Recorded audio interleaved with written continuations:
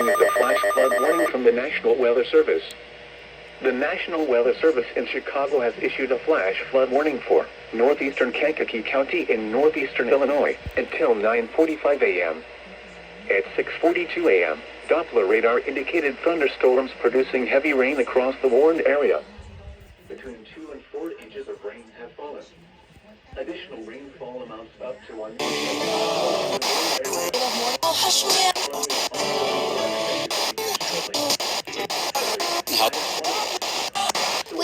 inch. Every happy and all. 4 inches of rain have fallen. Additional rainfall amounts up to 1 inch are possible in the warned area.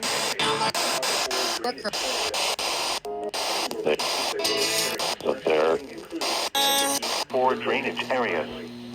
Some locations that will experience Hopkins Park and Sun River Terrace. Turn around. Don't drown when encountering flooded roads. Most flood deaths occur in vehicles.